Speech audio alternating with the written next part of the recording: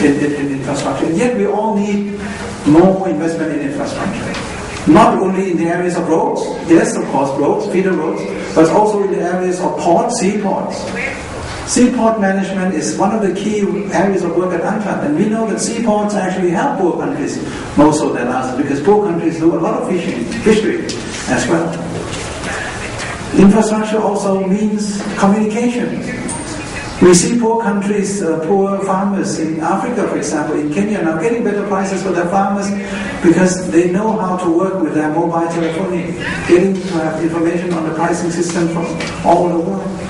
So, development of state means that the state has to lead the way in enabling their people to be employed, and employed in a more productive way.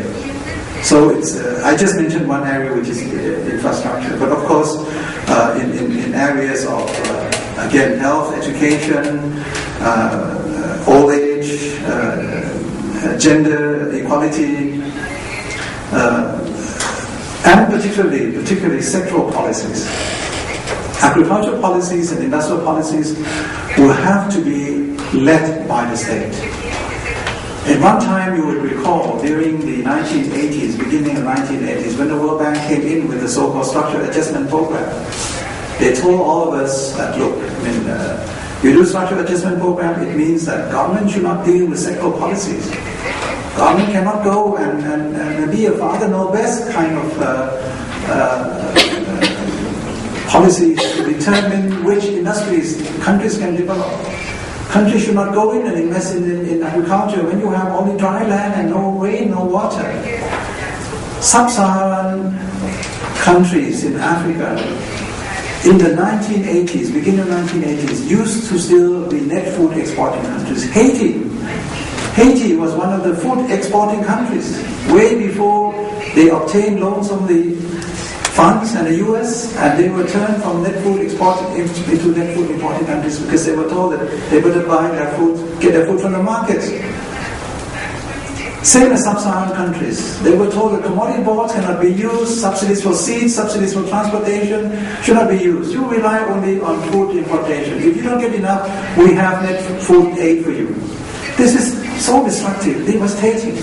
And now we're doing our best to revive all this, to change all this. That even if you can produce only a little, you do not have to be self-sufficient all the time.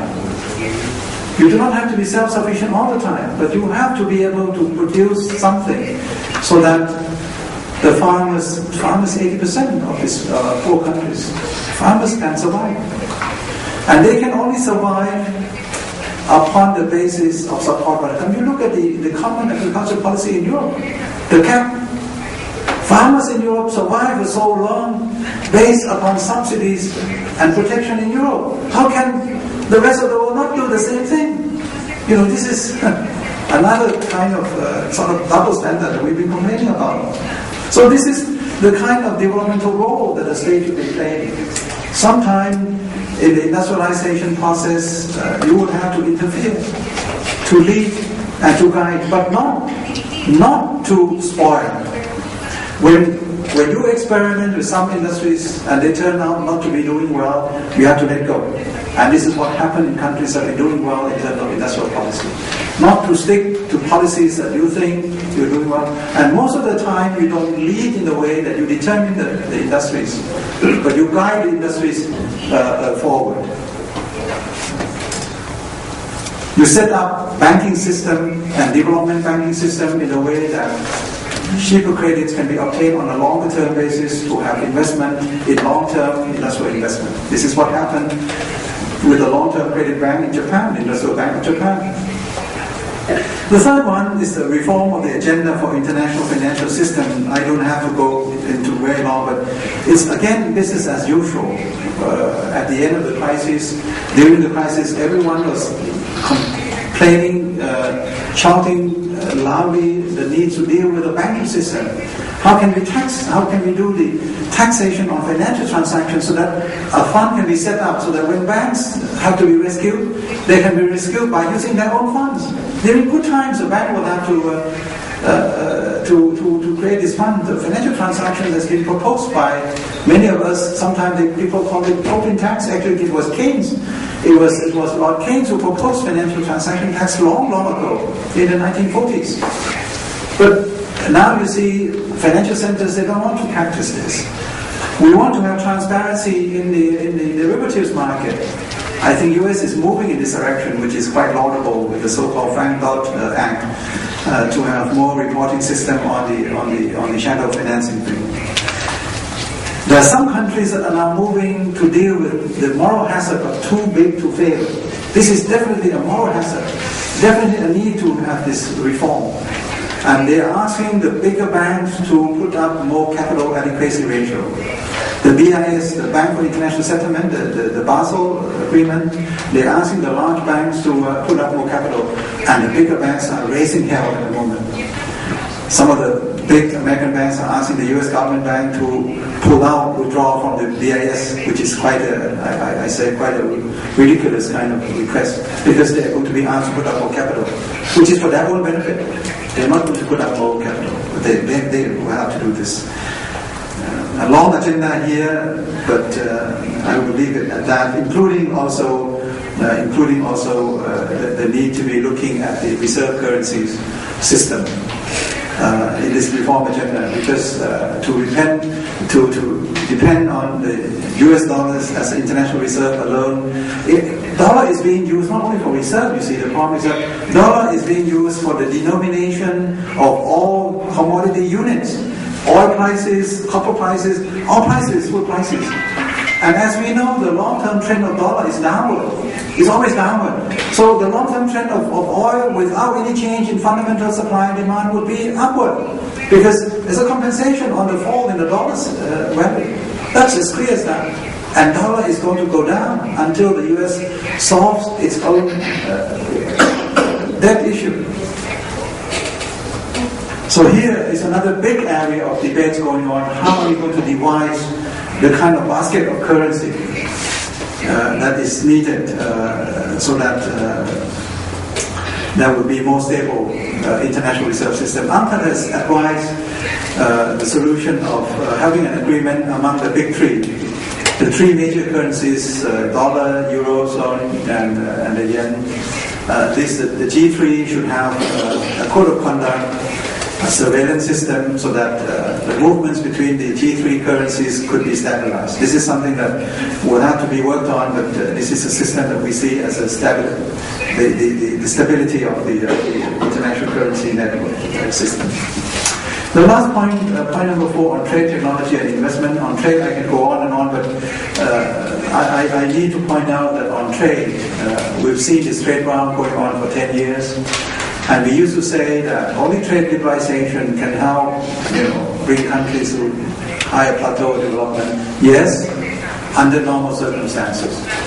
But circumstances have not been normal. I just cite one example. Circumstances have changed. The way trade is being practiced at the moment is through the so-called supply chain, as I mentioned from the beginning, the international production network. So what it means? It means that it could be British firms investing in an Asian economy, producing things, putting things together with 80% of the input coming from the UK, added value of 20% based upon the wage cost, send it back to be sold in UK and call it the product from an Asian country. So the figures, the statistics that we are using at the moment in our trade negotiations are based on so-called gross figures. The gross figures. So when you see product coming out of one country A, it means country A product. Whereas 80% of that product is derived from advanced economies, intermediate goods. So what we are now proposing is to deal, particularly this area of trade, with the value-added statistics. It's only the value-added that is actually retained in the country. The rest will be spent, will be lost because of the importation of the intermediate. So at the moment, the whole trading system is predominated by trade in intermediate goods. Intermediate goods are the things that determine the way we trade at the moment. So when we looked at different countries saying, look, you have so much surplus against me, I have so much deficit against you, it's not that picture anymore. It's not that picture anymore. When you look at the net figures, not the gross figure, you look at the value-added figure, it's totally different figure. So this is an area in which we will have to look.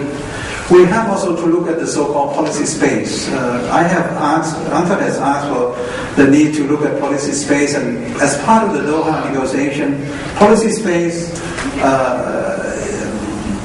as being expressed through what we call spatial and differential treatment should be part of the developmental agenda, which I hope if the round doesn't finish in time, at least the developmental agenda should be finished, to be completed. And this is something that I hope UNCTAD 13 in Doha can try to make claim on that. We would like to push for developmental agenda, which means spatial differential treatment, it means trade facilitation, it means aid for trade, capacity building, it means the rules of origin, simplification, a lot of things along this line that would help the European countries to be more competitive. And again, this is something that the trade regime should be aiming at. Technology is something that is linked to trade. You probably have heard of the missing middle now at the moment. Middle-income countries are staying put. They have come up from the low-income country to be middle-income country, but they cannot graduate from middle-income country to high-income country because of the lack of technological upgrading. The technological upgrading is a huge, massive demand to be homebred, to be created by countries, to be supported, subsidized by countries, state-led kind of thing. Otherwise, it will be hollow, and middle-income country will stay middle-income country forever without technological upgrading. So here at UNCTAD, we are asking for the treatment of intellectual property right protection in a way that IP protection should not be rent-seeking. Because IP is not more rent-seeking because people live off on their own old innovations that is kept in a pipeline for 10, 20 or 30 years. Whereas countries that would like to make use of this cannot come on board.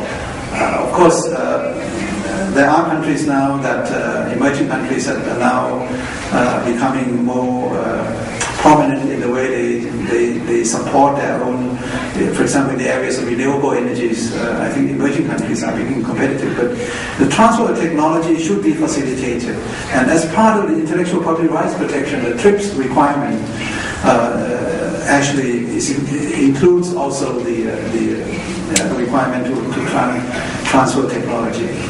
On investment, again, the message from this report is that in order to stay away from finance-led development into development-led investment policy should not be driven by the size of the funds alone. Because sometimes countries say, okay, this year we have a net FDI inflows of 10 billion. China is now more than 100 billion. We don't need the amount that much. We need the targeted, we need the composition, the quality investment. So development-led globalization should mean that governments become more assertive. They look at the quality of investment that would rhyme well, that would have the so-called backward and forward linkages with their own economies and not food loops. I have dealt with everything, most of the things that I have written in this report. I hope I have not confused you more. I know I've been going on for so long, but if there are some questions that remain in your minds, I can answer in time that we still have left. And, actually, I wanted to talk a bit about the events next year at UNCTAD 13, because there will be many side events. Beside the main UNCTAD event, there will be gender development event, there will be World Investment Forum event, there will be World Services event, there will be many special events that will be staged at UNCTAD. And so I wish that all of us would participate, and it will be crucial. It will be crucial not only because it comes at the time of this difficult climatic period for the global economy. I say this is UNCTAD moment, and you all can support. This is UNCTAD moment because UNCTAD has always been trying to propose ideas and policies in areas that seem